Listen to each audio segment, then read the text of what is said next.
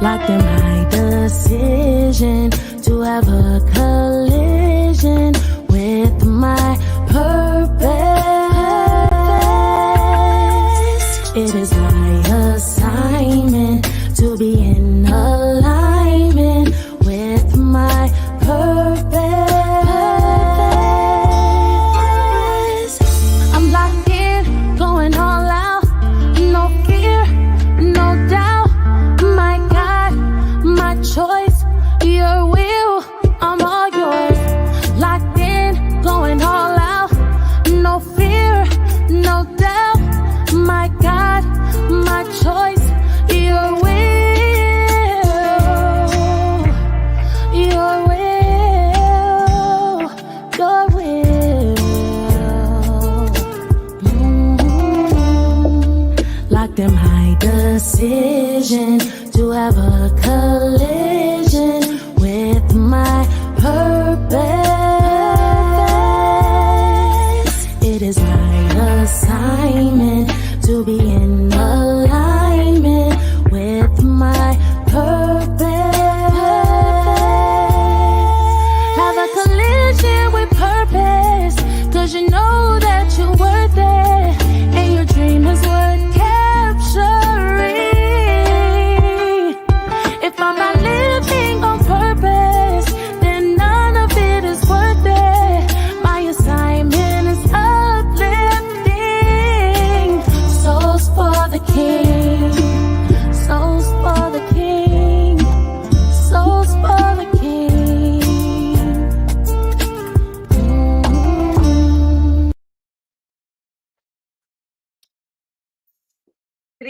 Good evening. Hello, everyone, and welcome to In the Spotlight. This is the home of unfiltered conversations, and this is where real talk is what we do. I am none other than Donna Thompson. I'm Dr. Laxley Stephenson, and together we're your moderators. Donna, what's going on today? Oh, wow. It seems like I'm freezing. Oh. No, you're fine. You're fine. Okay. Wow. Let's put Jacob backstage, though. All right. So today is Monday, of course, and it has been it's been an exciting Monday, I must say. Lots of stuff happening. I'm not certain if, or whoever is joining us this evening, if they've got a chance to see some of the posts that happened earlier today with some great information as to what is transpiring at a collision with purpose and the affiliation that is being developed in none other than Kenya. And so great stuff happening. How are you doing today, Doc? I'm doing great. I'm just so happy and just feel good to be here, to be honest with you. That in itself is just an amazing blessing right there, just to be here. Grateful, thankful, and you talk about what's happening in Kenya. There's also some big things happening here in Atlanta, but it's happening now and about to happen. So so many good things are happening in a collision with purpose world, with the movement. But this is a movement, and it's moving in the right direction. So let's welcome anyone out there watching and listening to us tonight. We ask that you share the broadcast. Share with your friends, your family members, everyone. If you believe what we're doing is a positive thing, then we ask that you share it. Don't just hold on to it for yourself. We ask that you share it. So so big things are happening in Kenya, but let's talk about what's happening here at home, on our home, home turf. We have the colloquium coming up, February 22nd, 2025. I was talking to someone today, and they reminded me that it's not that far out. Time is moving fast. So can you share what that is all about, the colloquium, and why it's important? Yeah, sure. So, of course, the colloquium, it's, this is our second year doing the colloquium. And basically, it's, a platform, it's a conference, of course, where we get the opportunity to honor individuals in our community that's just doing the work in the community. They're serving their community in various different capacities. And they're just kind of like what you would say you're unsung heroes, right? And the colloquium gives us the opportunity to recognize those individuals. And pretty much we'll say, we're giving them their flowers while they're here and recognizing them for the work that they're doing.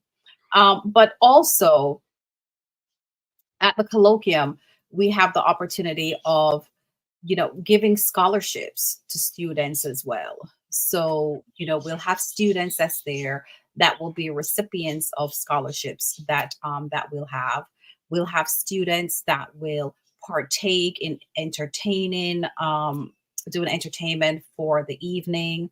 And just, of course, we'll have our speaker of the house, yourself, Dr. Stephenson, with other individuals, right? And these are individuals who they're coming to pour into you. They're coming to, help uplift you. And it's an evening that is fun. It's filled with a lot of entertainment, positive energy, and networking, right? A lot of networking that takes place. And when you come to the colloquium, you come with an open mind, right? You come with an open mind because you're going to leave filled. It's almost like, you come there empty, you have nothing inside of you, no expectation, because when you come, there's so much that's going to be poured into you, so much positivity that you're going to leave a different person. And anyone that you speak to that was there last year will tell you exactly what happened to them, what they experienced being at the colloquium. We had people saying that they thought they were doing the right thing, living on purpose and doing the work and all that good stuff. And when they left that evening, it actually had them go back and had to think and rethink, am I doing enough? Am I doing enough in my community? Can I do more? Is there more that I can be doing? So it's definitely an evening where it will change you to to help you to really get on a good path if you're not on that path already. And if you are on that path, it will help to really reinforce the path that you're on. And it's just a great evening, fun, entertainment, laughter, and we'll have vendors and great stuff. You just said something that really hit me, right? One of the questions you ask yourself when you come to the colloquium is, am I doing enough? So I want to challenge anyone out there listening to this live stream, this broadcast, or watching the replay sometime tonight or tomorrow. Ask yourself that question. Are you doing enough? Are you doing enough? And if you look in the mirror and you answer that you are doing enough, then I beg that you check yourself. But it's more likely than not that you're not doing enough. There's so much more you can do. So much more. So ask that question, am I doing enough? And understand that the answer should be no, I'm not doing enough. There's much more that I can do. So just a little piece there, you sparked that in me. We have some other things happening. For me, the single most important thing about the colloquium is the work that we do with students, the next generation, future generations, right? These students, any student can attend our colloquium for free. And from the group of students attending, we will be giving maybe 6 of them a scholarship. But you must be in attendance to receive that scholarship. So students attend all of our events for free, and they're also positioned to win a scholarship for a scholarship fund. So that's a big deal. February 22nd, 2025, the colloquium, A Collision with Purpose presents Daily Insights Unveil Your Odyssey to Find Purpose. And what does that mean? Is it important for us to find our purpose, to know our purpose, and to use our purpose to do some good in this world. I think that's what it's all about, Donna. So, yes, that's the colloquium. Anything else you want to add about the colloquium? Doors open at 5 p.m. and we begin at 6 p.m. sharp. Right. And I know you're very serious about time, starting on time and finishing on time. So we will do that. We will have speakers. We'll have 12 individuals from different parts of the world that we'll be honoring, giving them, as they say, their flower, right? While we can give it to them and they're here to receive it. And why is that important? These are the individuals who are out there doing the work, living that in-service life, day in, day out, not expecting anything to be said, anything to be given to them. They know that's what they're called to do, and that is what they're doing. So we believe that in an organization like ours, that is all about empowering people and helping individuals to find and utilize their purpose in a purposeful way. We believe that it is our duty, our calling to honor them and point them out, use them as examples. Use them as examples of how we should be living our lives. So if you're looking in the mirror and you ask yourself the question, am I doing enough? Don't accept the answer that I am. There's more you can do. There's much more you can do. So Donna, we also have another big thing happening. We have shadows within. And I'm going to play this. I'm going to start up the video real quick, and then I'm going to stop it. I'm going to ask you to say something about it, because we do have a guest backstage, and we don't want to keep that guest waiting too long. So I'm going to play that video real quick, and I'm going to stop it and just ask you to just say something about it, okay? Sure.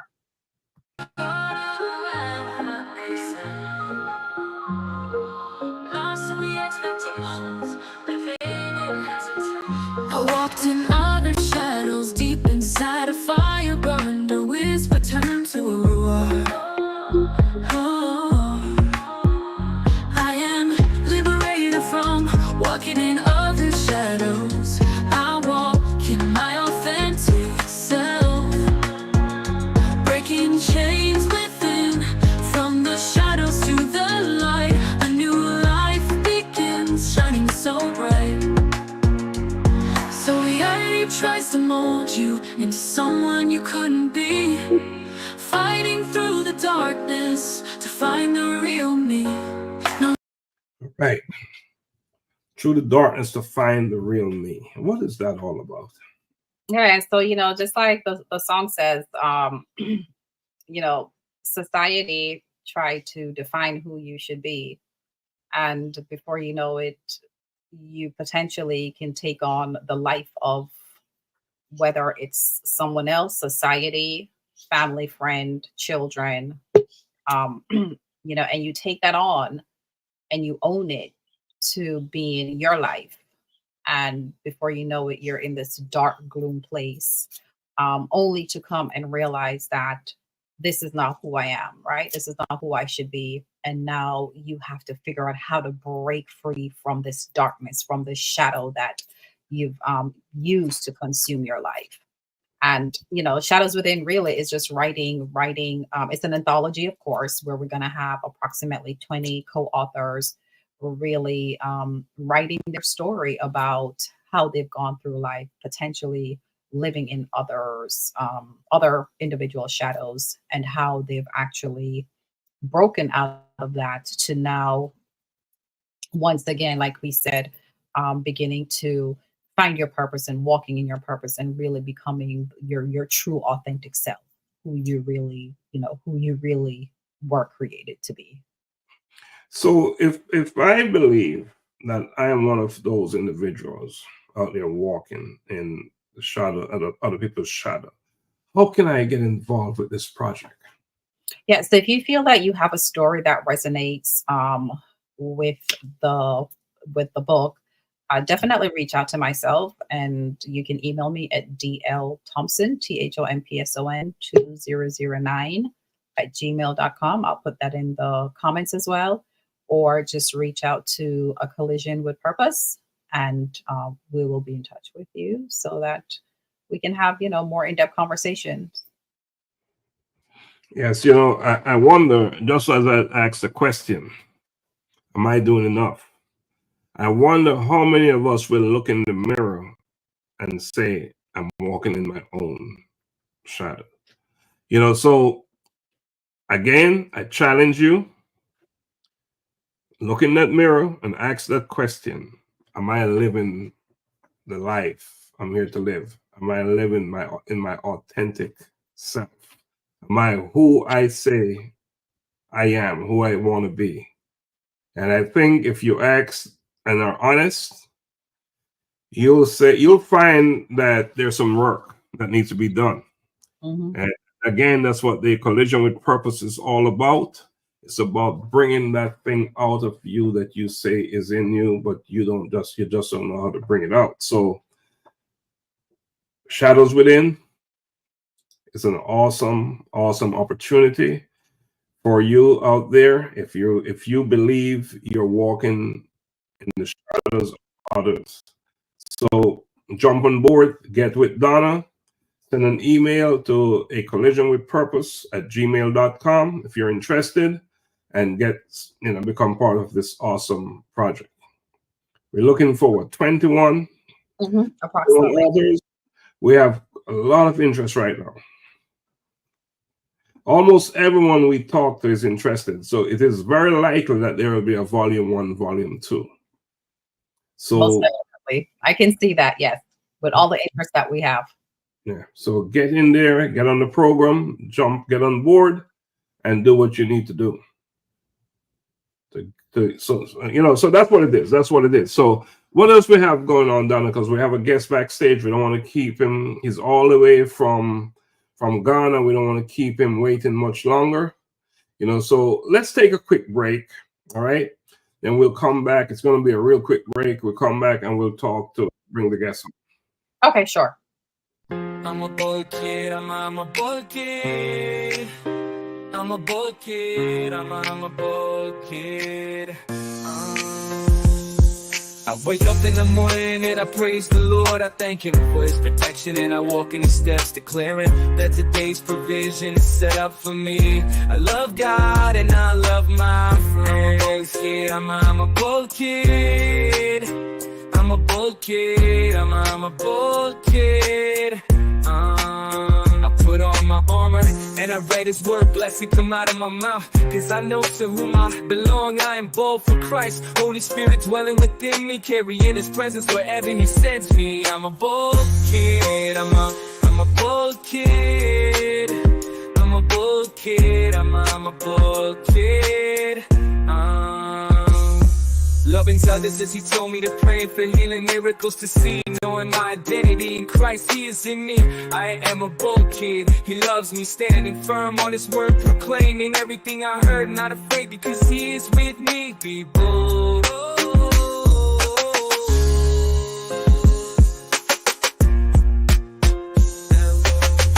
I'm a bold kid, I'm a bold kid, I'm a bold kid, I'm a bold kid. Put on my armor and I read His word, blessing come out of my mouth, because I know to whom I belong. I am bold for Christ, Holy Spirit dwelling within me, carrying His presence wherever He sends me. I'm a bold kid, I'm a bold kid, I'm a bold kid, I'm a bold kid. All right, welcome back in the spotlight. And Donna, what you say? The home of what? Unfiltered conversations. Raw, unfiltered conversation where nothing is left on the table. We try to get it all out over here. So what we have going on tonight? Who we have backstage, Donna? So we have our special guest is actually Mr. Jacob Kwaku Bedo. I hope I'm pronouncing his name correctly, and I just did not totally destroy his name. But he's backstage with us. He's our special guest, and he is joining us all the way from Ghana.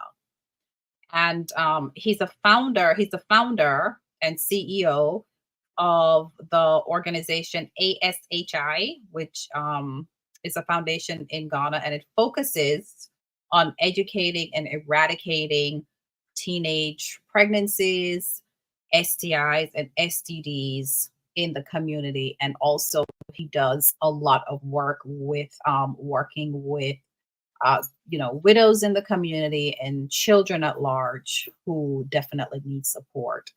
And I'm excited to hear about all the work that he's doing, especially since we've visited Africa before. I'm just excited to hear all about what he's doing in Ghana. Okay.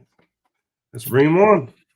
All righty. So we got to do a little drum roll. One day we're going to get a dream drum. All right. There he is.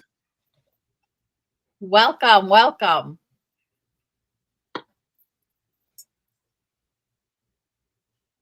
Thank you, all of you. Thank you. I'm grateful.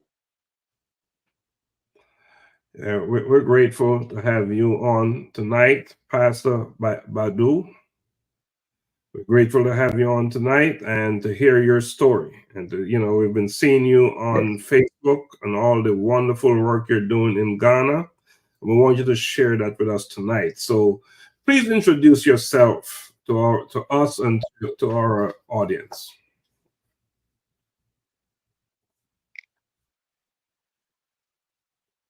Thank you, Doctor. I'm very grateful for such an opportunity to talk to your brother space. I'm Jacob Kwekubedu from Ghana, West Africa. I was born and bred in a small village called Amwanda. Amwanda is a small village near Elmina, which is the ancient town where the Portuguese came to engage in trading of humans. And the first place to also, they built their castle for their business, for their trading business, and transported our forefathers to the Caribbeans, to the Americans, to the Europe.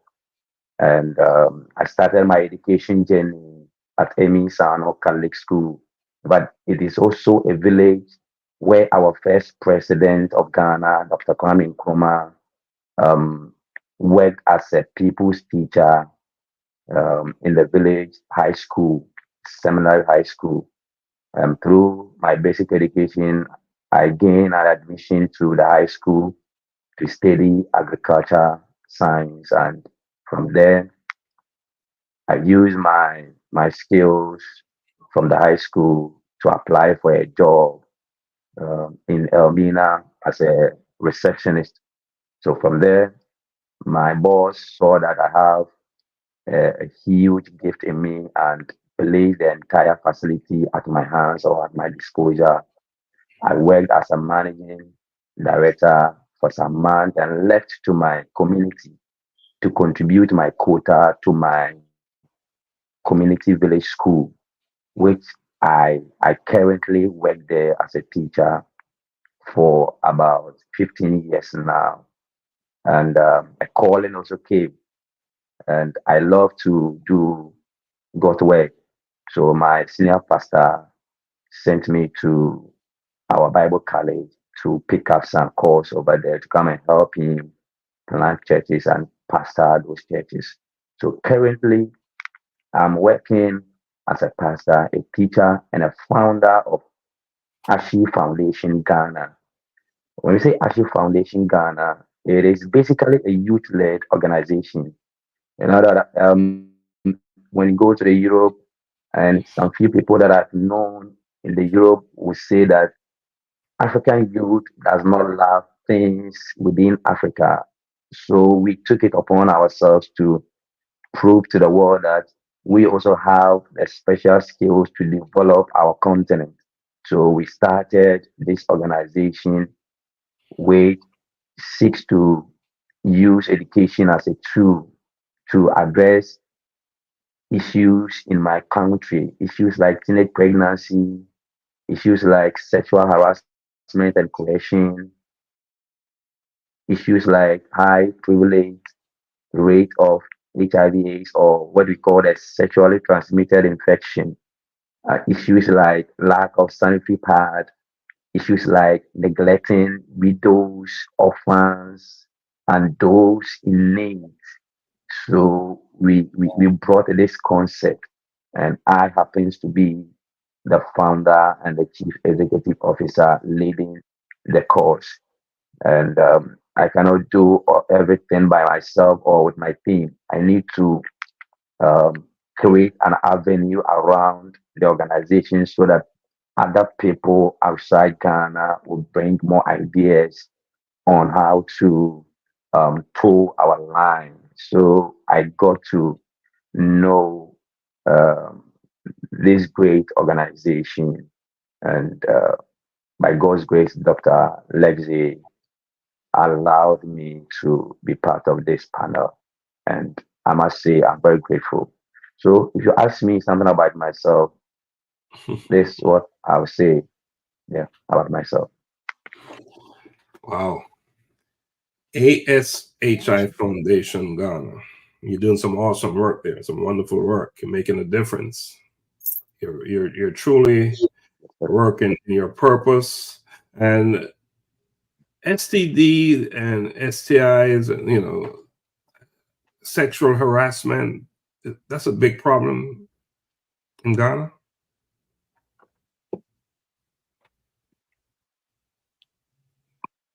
It's a big problem here in Ghana, because the reason why it has become a menace, a great menace, is that we have what we call a generational sexual activity. So our old people used to lure these young little ones into sexual activities, and as a result, they are older, they happen to accumulate a lot of infections, and through that engagement they transfer the infections to these young ones that are coming up. So it has become a great menace in my country, in my community, and we need to put our hands together to eradicate it from our community, from our country. What kind of resistance are you getting with the kind of work you're doing? Are there resistance to the work?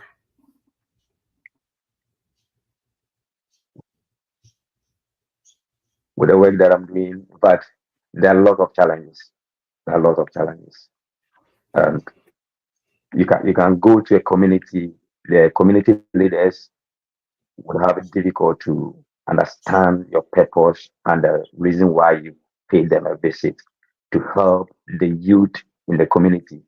And also some of the parents also becomes a hindrance, a resistant agent in our daily activities. But in all, we have not given up. No such thing as giving up, right? That work is too important to give up. Yes, to give up. we are not ready to give up. Yes, It is important. Yeah, big stuff there. Big stuff. Is there what is the age? The age? There's an age where there's statutory rape. I don't know if that's what you call it in Kenya. Where what's the age? Yes. Mhm. So the age group is from 10 years to 20 years. These are our major targeted group, and they are the vulnerable group as well. So even as early as 9 years, people are getting pregnant. So over here in Ghana, the statistics shows that when you take 750,000 people every year, they become pregnant, and they are the youth, ranging from 9 years to 20 years, and it's overwhelming. It's serious.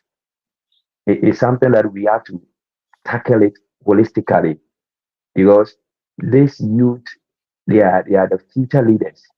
They are going to take up the nation. They are going to develop the nation. And here is the case. Every year we record 75,000 youth, energetic youth, who can go to school and become somebody good in future, great personalities in future, people like us to come and do the work that we have started. And they ended up becoming teenage parents, what is not good, what is not helping the country. And the central government has a limited resources to tackle such issue. That is why we the CSOs or the SSOs have come together to contribute our quota in our own small ways. So these are the 8 groups and the effect that it is bringing on the country. Donna, I see you looking. This is quite an interesting conversation. Just why don't you just jump in on it? So is there any laws against a 9-year-old being taken advantage of?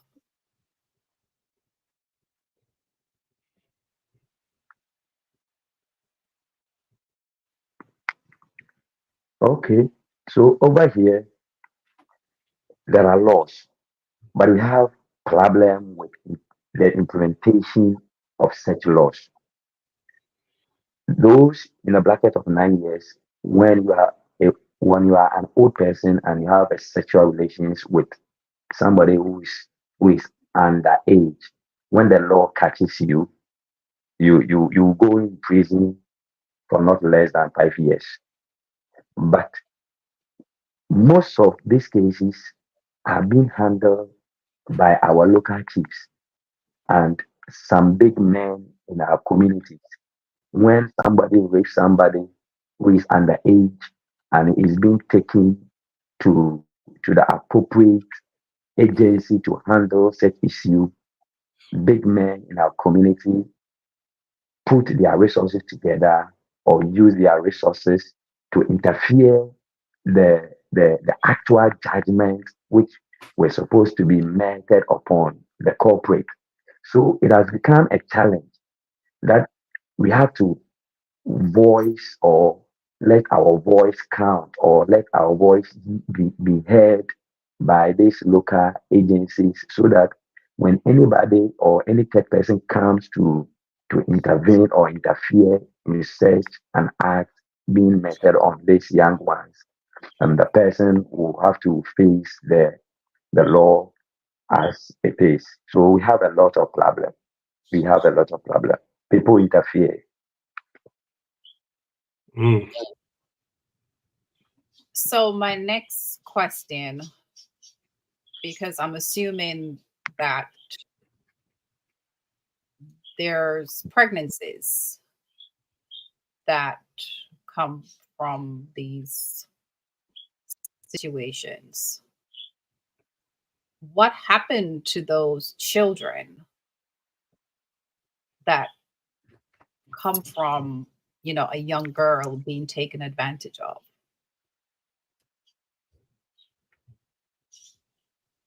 Because a 10-year-old, There are lots of effect on them. One,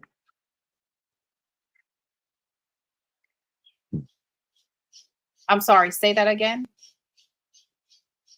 yes. So as I was saying, there are lots. As I'm saying, there are lots of effects that they go through. One, we can talk about the abuse later. The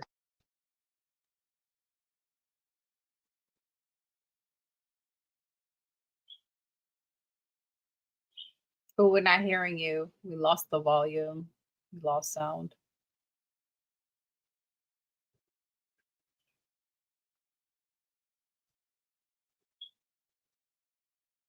Oh, we're not hearing you, Jacob. I think we are having some technical difficulties. If you can hear us, give us just a moment. Jacob, unmute your line, please. Unmute.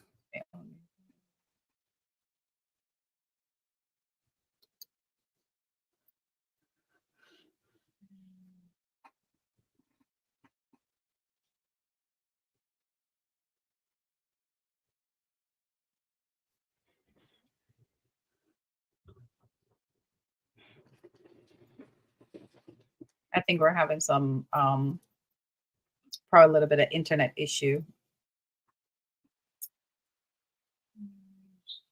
All right, there you go, Jacob. Let's hear you now. Sorry, I'm sorry. Sorry. Let's put it in.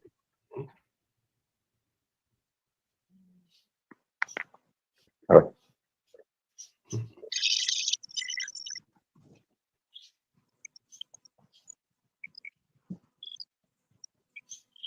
Okay, Jacob, let's go ahead and say what you were saying. Okay, so can you hear me? Can you hear from my side? Yes. Okay.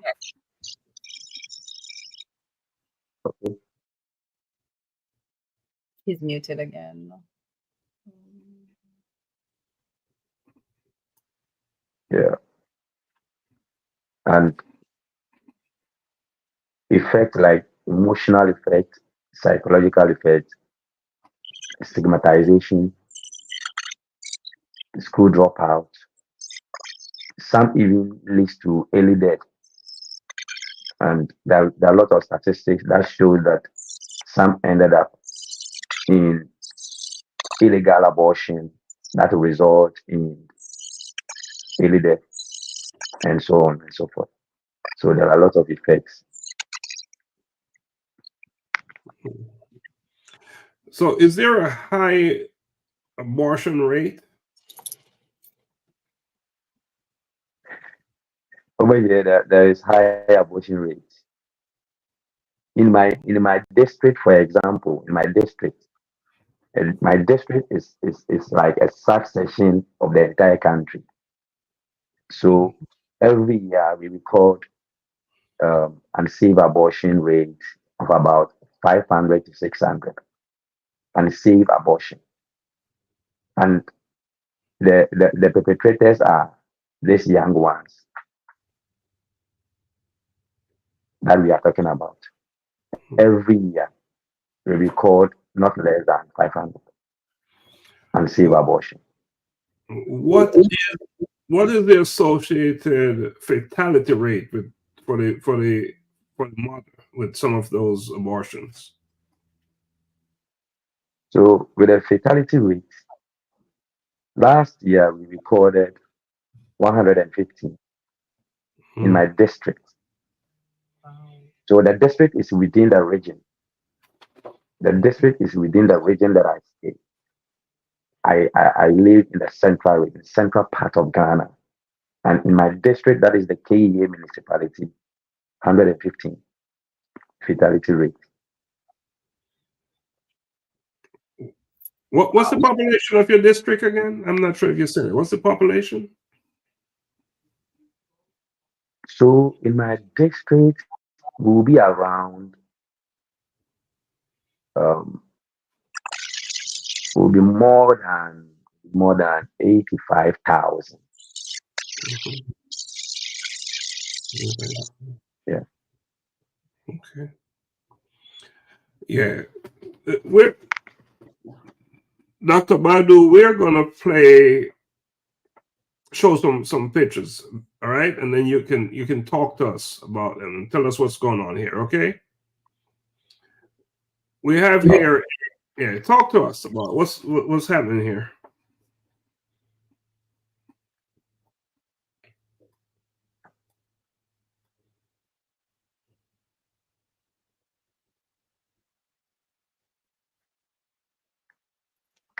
Okay, so this is the school that I am talking about, or I just spoke about, my community school, Light and Hope Academy.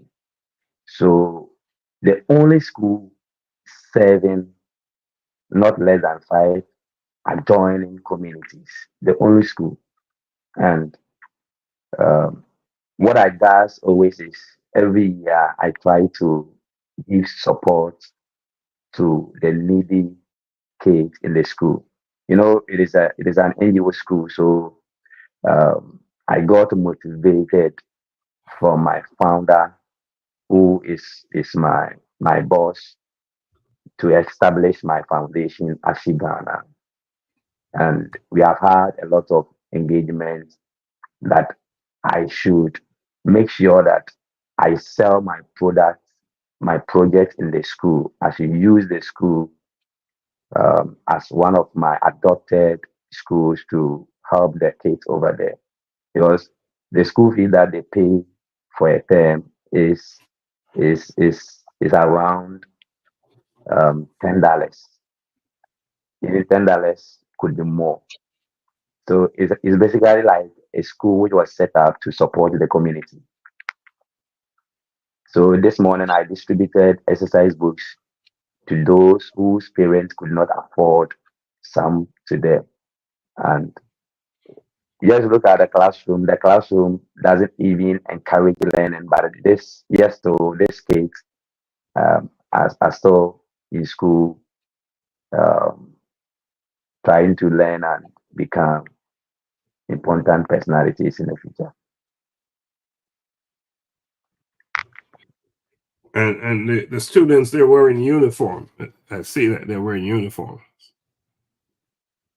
Yeah, they were in their uniform.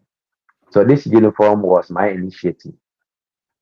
We used to wear an ash color uniform. So I brought this initiative up that the school need to change our way of settings and life and how we do things in the school. So I brought this initiative up, and the headmaster buy to the idea and change the uniform. And some of them do not have this kind of uniform. Some of them also still uses the old uniform, or because of their parents cannot afford. So I used to share to them school bags, shoes, pens, and all stationaries to support them, to make them feel excited to come to school. Is there a lunch program?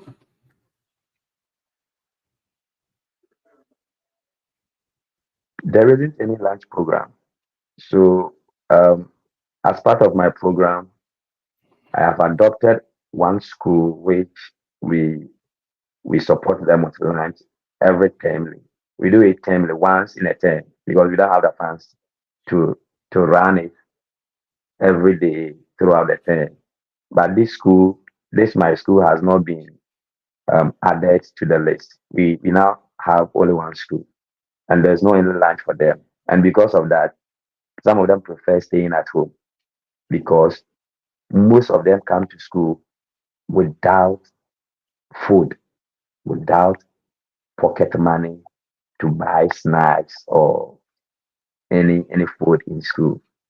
So, but yes, still they have the joy to come to school, or because some of us are there to encourage them to come. Hmm. You know, if you're watching us, we're actually working with a time delay. So if you're watching, you'll notice that we'll ask the question, and then it will take some time before Pastor Badu answer the question. So we ask that you bear with us. If you're watching and you notice that there's a lag from the question to the answer. So Donna. So how do you fund the initiatives that you currently have? Where do you get support from? Okay, so where I do get my support from, before COVID, I used to have these American friends in the state who were supporting the initiative actually. But when COVID came, they because of the effect that the COVID brought to the entire world. I lost all my donors. So what I do is um, the work that I do, that is a teacher, and small things that I get from being a pastor, I reserve part of it. And by God's grace, I recently met a friend in the States who has been my donor for now. So my salary and one friend of mine who have been part of the journey as we speak now. Yeah.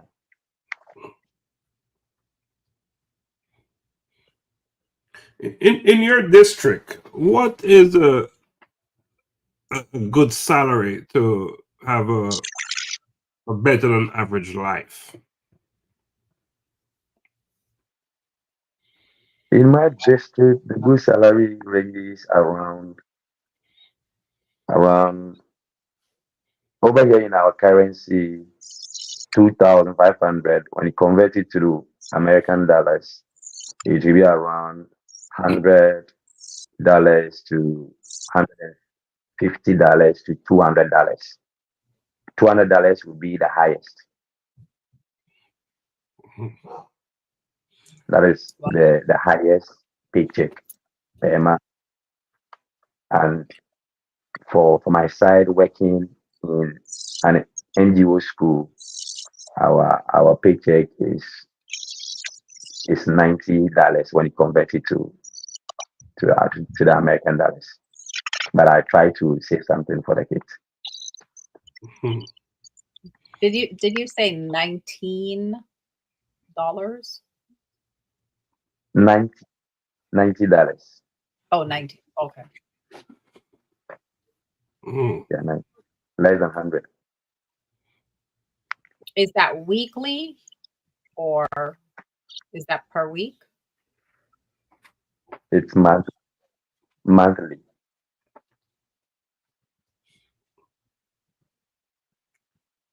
Wow. You know, and this is not for you, Pastor Badu. You know, we asked a question earlier. Are we doing enough? And again, I'm putting that question out there. Or look in the mirror, ask yourself, are you doing enough? We're talking about life in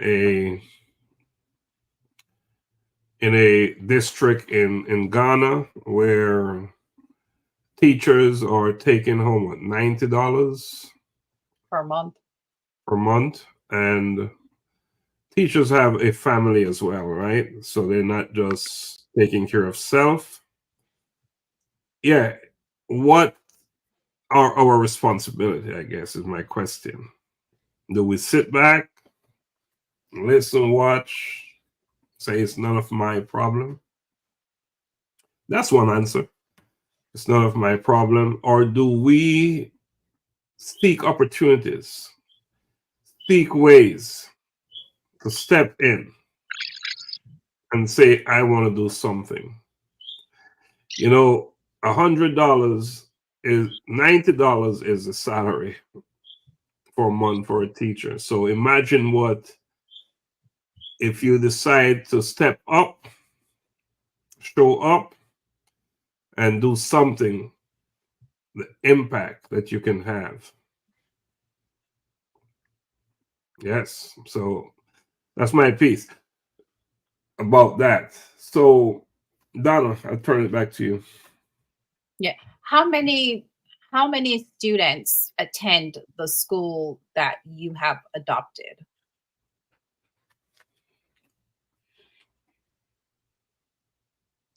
Okay, some of the school, my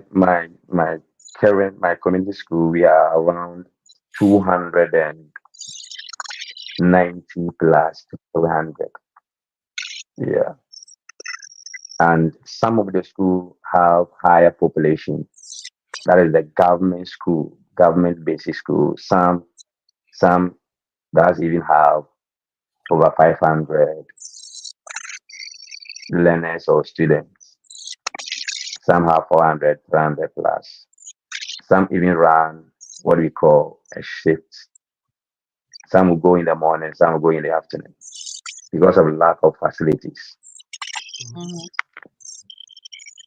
Mm. Is your organization registered, legally registered? Is it a registered organization? Yeah, my organization is registered.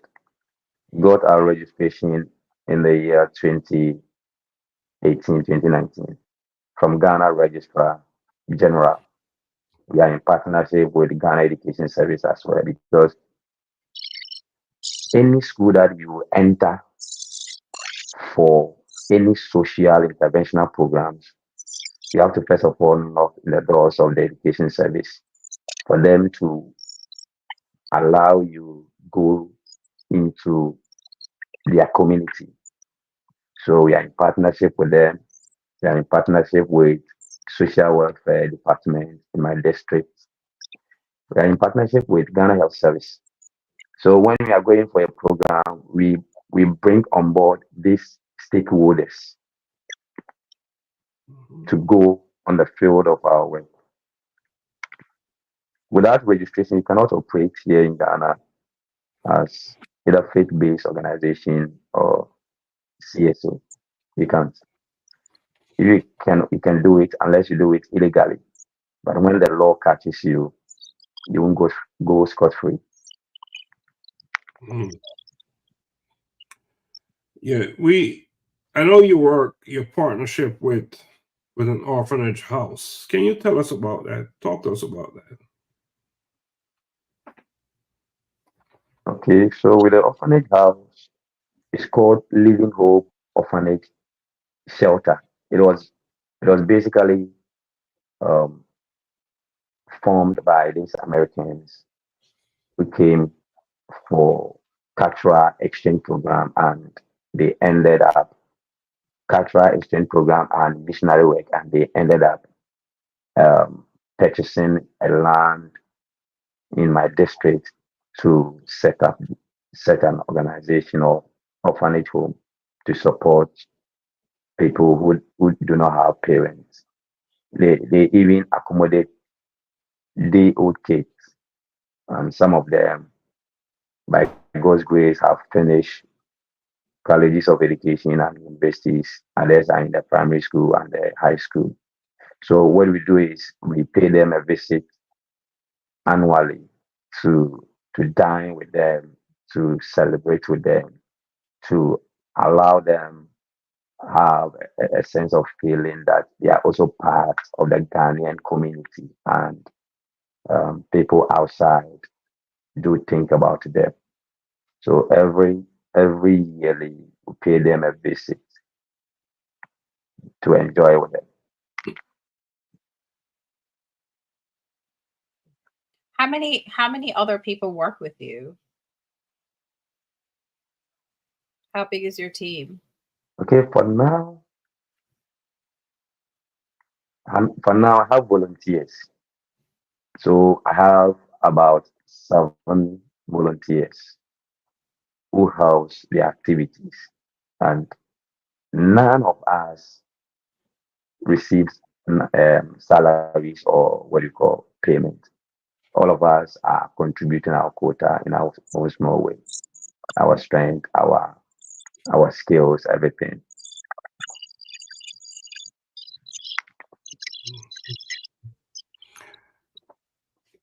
Pastor Badu, what is your vision for what do you see happening in the future? What do you see? Where is this going? What do you hope to achieve long term? Okay. So with my long-term goal, I visit a Ghanaian rural community whereby one, the youth would be able to make that informed choices in life, informed decisions in life, and they cannot do so without our help. That is why I wish to use my education, my platform to educate them to make that informed decision. And also, I see myself running a bigger foundation with external donors coming on board to make Ghana and the world a better place for us all to live in. I mean, that is my vision and my long-term goal that I'm working hard. I need to work hard. Yes, you need to work hard. You are working hard and you need to work harder. Is that what it is? Yes. That's some serious work. And you know, often when you look at the task ahead, and it seems as if you're climbing this mountain, right? You're climbing this tall mountain, and sometimes it tests your resilience, it tests your strength, and you wonder, am I up to the task? But I'm here to suggest to you, to tell you that just listening to you talk tonight with what you have taken on in your district, in your country, you are more than up to the task. You will win. This is something that will happen. Your long-term vision will come. It will be realized, every bit of it. I just want to tell you that. I think it's important to tell you that don't let anything discourage you. Anything, anyone, any situation gets in the way. Just continue to march forward, doing what you're doing, because what you're doing is a noble cause. It's not something for the faint-hearted, for the weak-minded. So what you're doing, just continue to do it. Press on, press on, press on, press on. Because win, you must win for the children.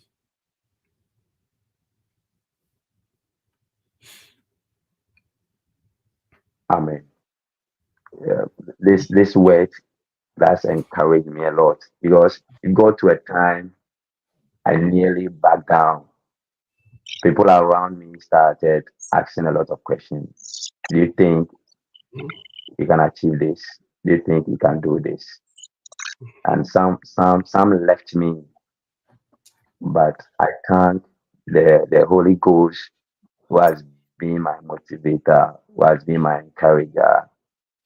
The Holy Ghost has been my everything, and I never give up. I am pressing on towards the goal. So thank you very much. Yeah, definitely don't give up.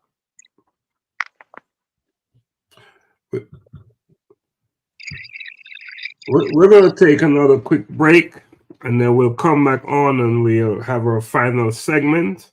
And yes, let's take a quick break. Dr. Laxley leading the way. Dr. Laxley, all kind of tales to tell, unearthing secrets where the truth dwells. Daily insights with Dr. Stephenson's case. Navigating the depths of wisdom's maze. Knowledge unfolds in its embrace. We stay with Dr. Laxley leading the way. Through the annals of time, we walk and learn. Each fact a treasure at every turn. Dr. Stephenson's voice, calm and profound. When questions need answers, insights are found. Daily insights with Dr. Stephenson's days. Navigate the depths of wisdom's laws in every find. In the world of wisdom, where thoughts entwine. Daily insights with Dr. Stephenson's days.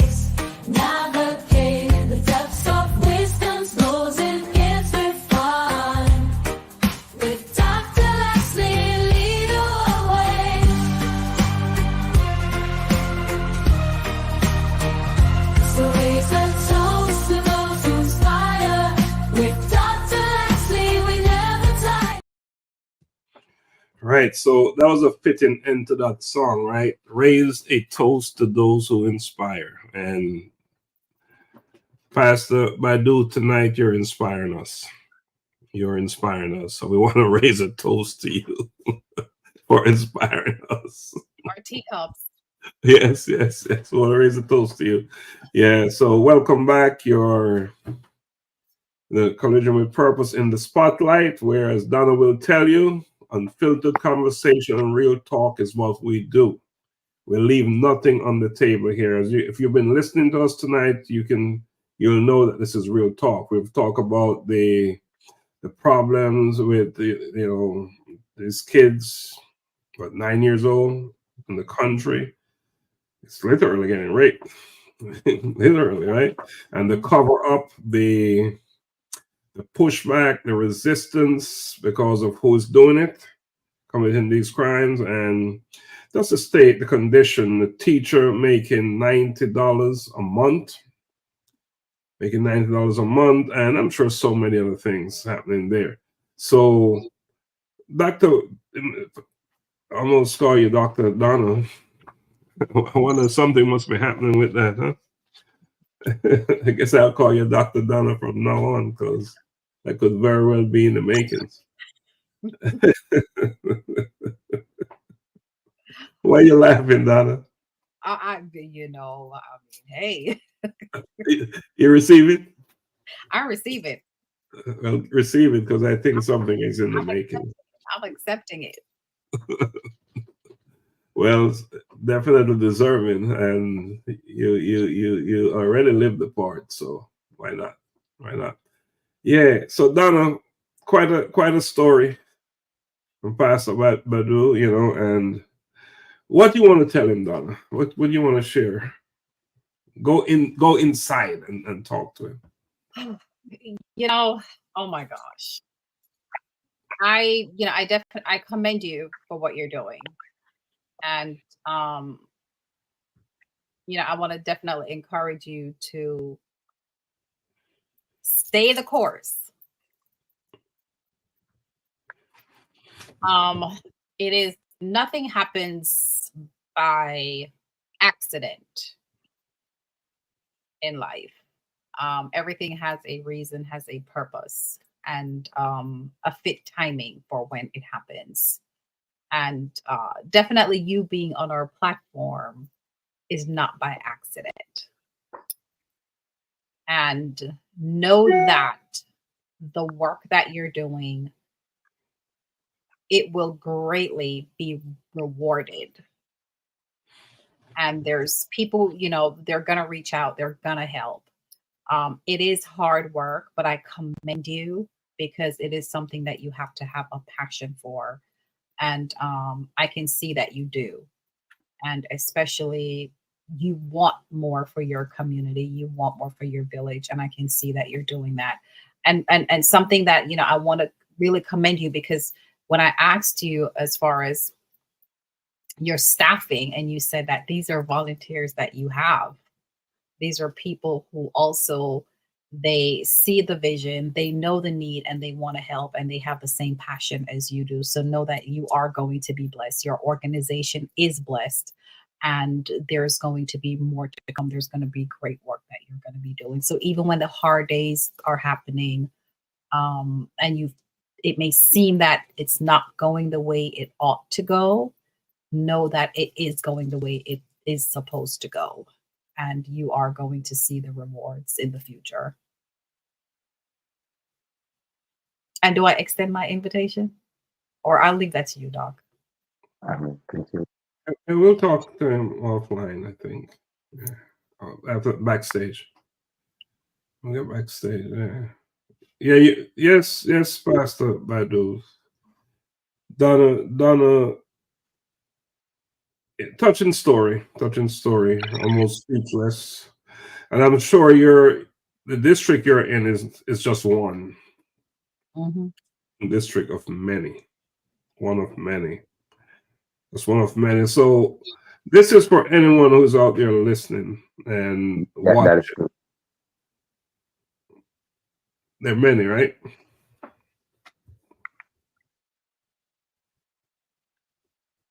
There are many. When you go to the northern parts, that place is very terrible.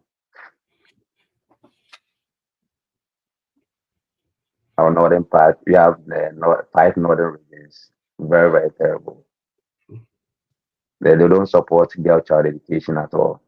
So we are now penetrating to their territories to conscientize the mindset of the elders, parents, old ones in the communities. Yeah. It's something I'm thinking about, right? And I'm going to go out there and say it. You hear lots of people talking about I want to go to Ghana. I just want to go to Ghana, right? Because it started there for so many of us. It started there. So, and that's a wonderful thing. But I'm also suggesting that as you're going to Ghana, don't just let it be your experience of a vacation, but let it be something bigger than just going to Ghana to experience Ghana.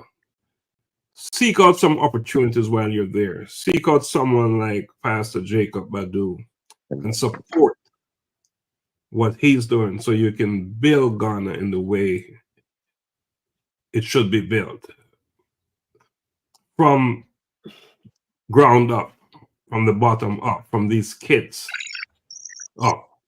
So that's what I'm thinking. That is one way when you rush into Ghana because you want to be you have to experience Ghana. That's where my ancestors came from. I want to go back to see how we got shipped over here. All good and well. Nothing is wrong with that. But take it a step further. Ask yourself, what can I do? What next? What actions can I take? I think that's a suggestion. Just a thought, just an idea. It's a great thought and an idea. Like, seek out opportunities to help uplift the communities. Mm-hmm. Yeah. But, we can't be forceful with our ideas, right? So that's why I say it's just an idea.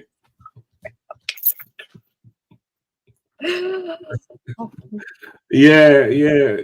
We can't be too forceful. But before we go, Pastor Badu, is there anything else you'd like to say that you haven't said, or just any final thoughts? Anything you want to say?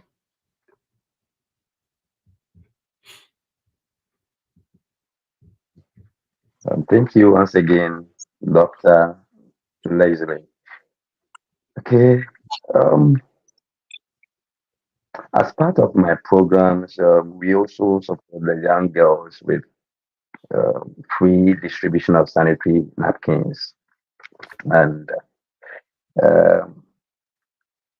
over here, because of the inability for them to purchase the sanitary napkins, these young girls happens to stay at home while school are in section. So when you check the statistics, for example, over here, we have 27.5% school absenteeism among these young girls.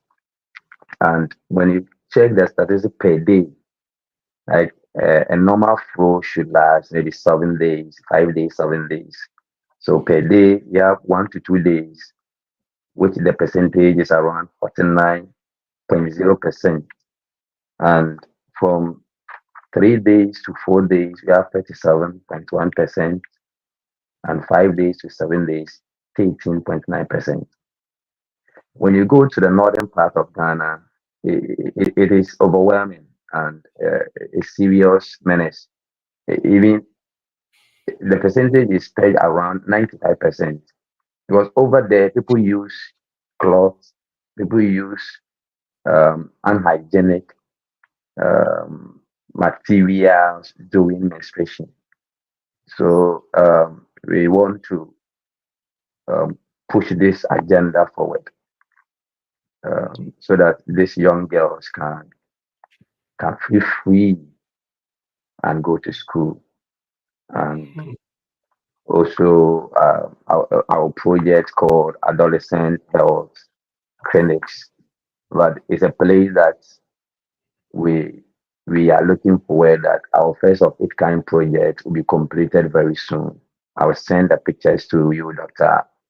We have gotten to the roofing level. It's a huge facility. We started before COVID-19 and we got halted of the project because of the impact COVID came with.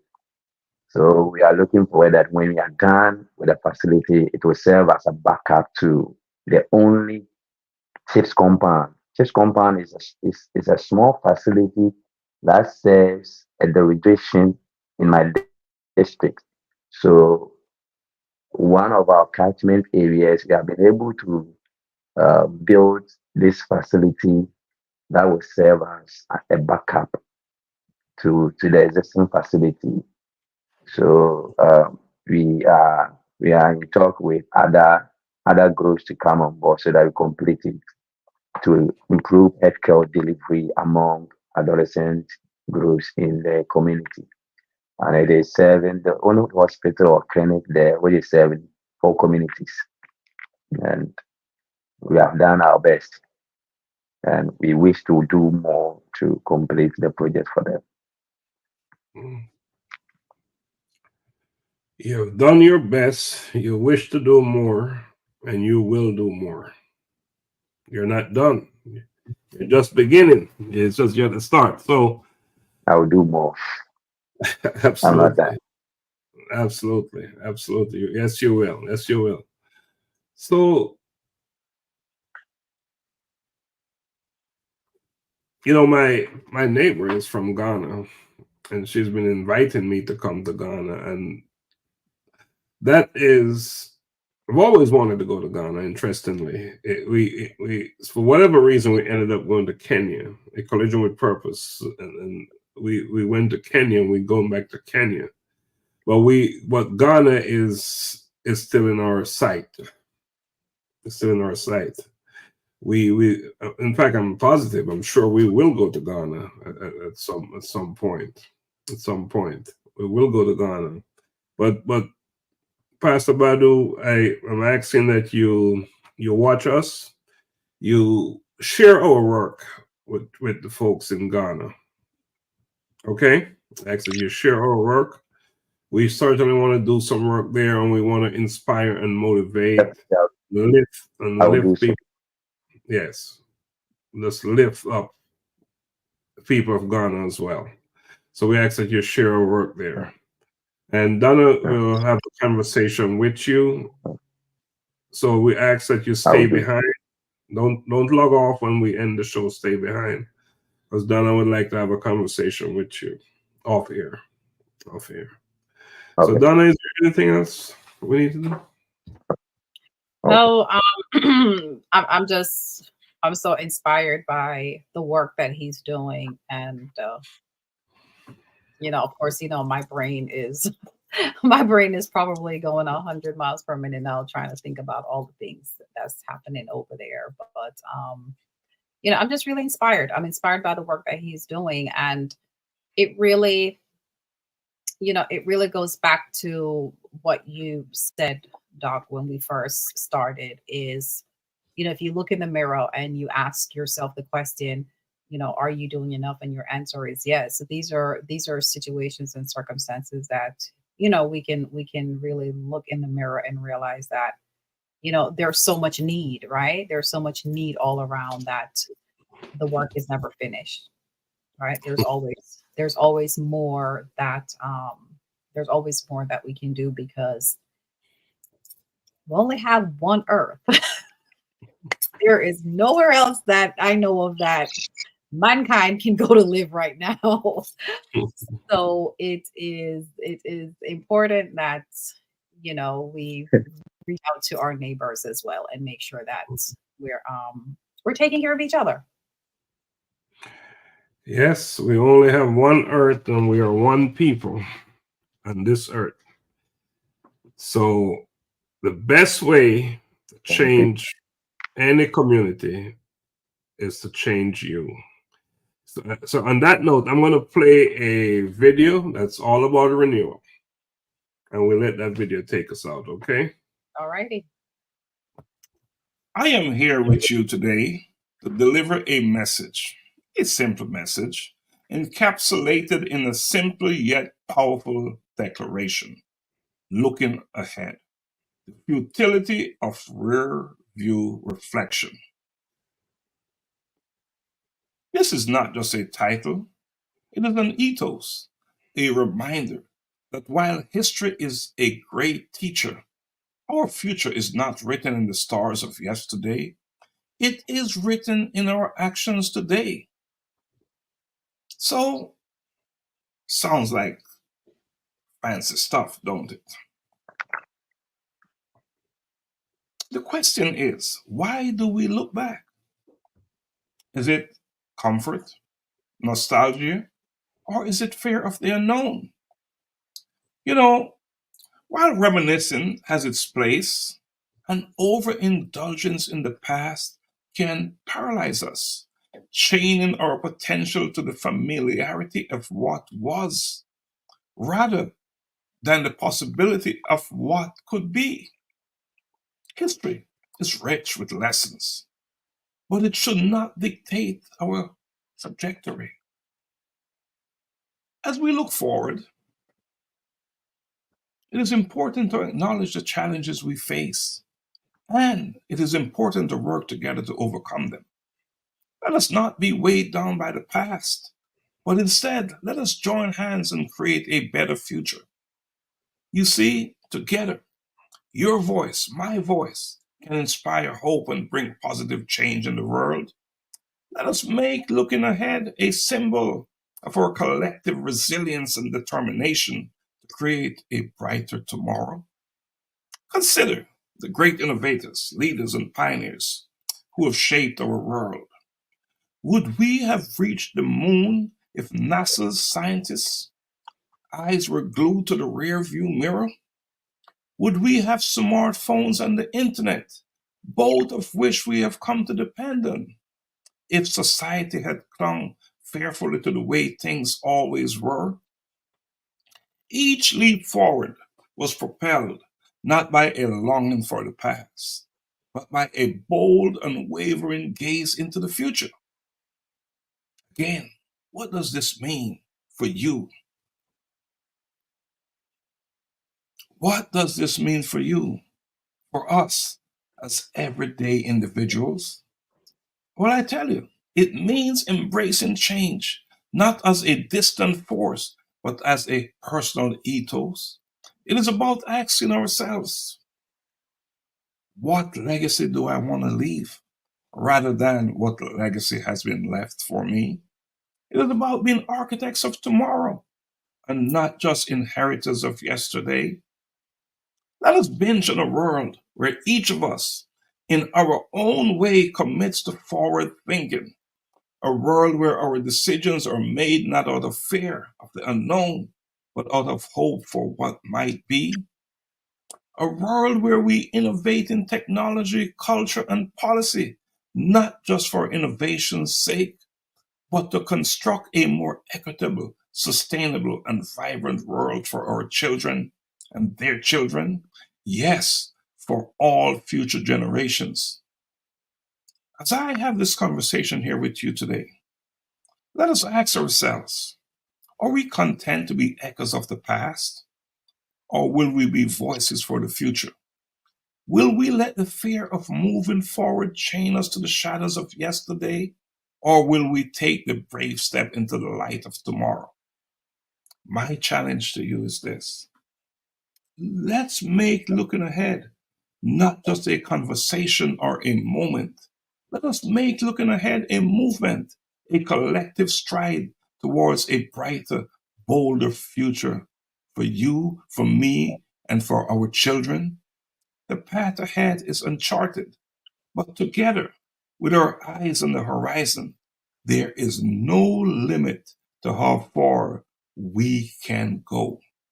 Yes, there's no limit to how far you can go. Until next time on Daily Insights, thank you and blessings always.